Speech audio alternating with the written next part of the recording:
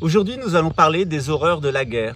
Des horreurs de la guerre menées par les différents pays, les différentes nations, en particulier les Édomites, qui sont les peuples les plus cruels qui aient porté cette planète. Ils sont capables de tout, d'abuser sexuellement des enfants, de droguer les gens pour pouvoir les manipuler, et surtout, ils sont capables de provoquer la mort de la façon la plus horrible.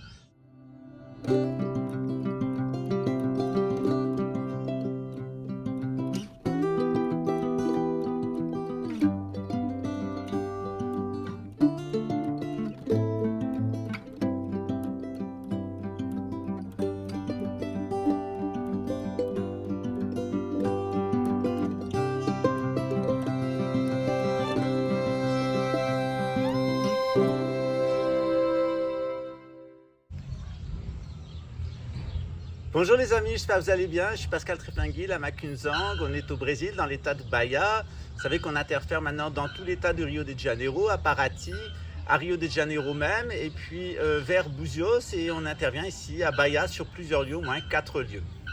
C'est aussi la rançon du succès. Aujourd'hui, eh bien, on va parler de la confession. Qu'est-ce qui fait que la plupart d'entre nous, on est addict à l'ignorance ?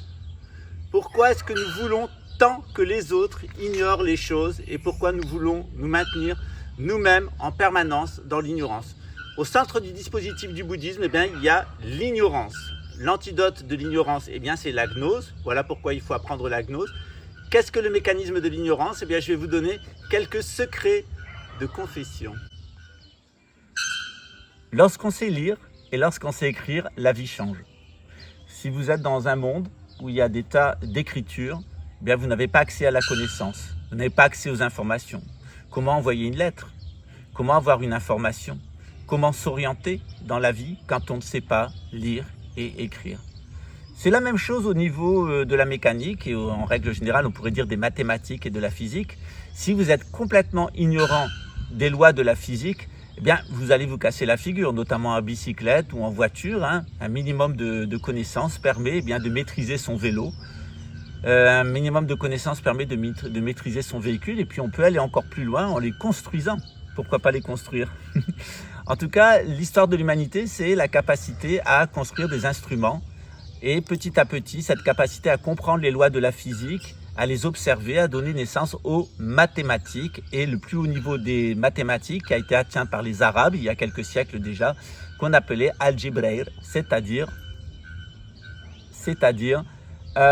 tout simplement l'algèbre. L'algèbre, c'est la science, après tout, au-dessus des mathématiques, au-dessus de la physique, etc. De l'autre côté, on a une autre science qui nous permet de comprendre comment ça se passe pour produire des légumes, comment ça se passe pour produire à manger, comment ça se passe pour produire du vivant, c'est ce qu'on appelle la biologie. Et quand on étudie la biologie, on voit bien qu'en arrière-plan, il y a des processus chimiques. Quels sont ces processus chimiques? C'est ce que les Arabes nous ont appris déjà il y a plus de 1000 ans.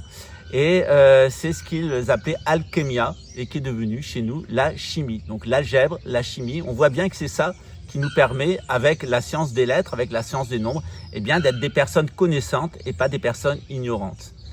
Mais ces trois sciences, la lecture, l'écriture, les mathématiques, l'algèbre, de l'autre côté, la physique, la chimie, ça nous permet de vivre matériellement, mais ça ne nous permet pas de vivre bien et à l'aise d'un point de vue psychologique et d'un point de vue spirituel.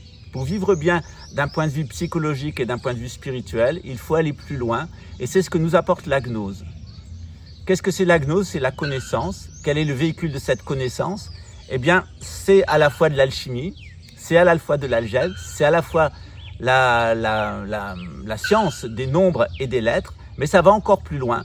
C'est ce qu'on appelle tout simplement le symbolisme. Quand vous avez appris le langage symbolique, vous allez voir les choses tout à fait différemment. Vous allez arrêter d'être un alphabète, vous allez arrêter de ne rien comprendre à la mécanique, vous allez arrêter de rien comprendre à la cuisine du vivant, vous allez exactement comprendre ce qui se passe.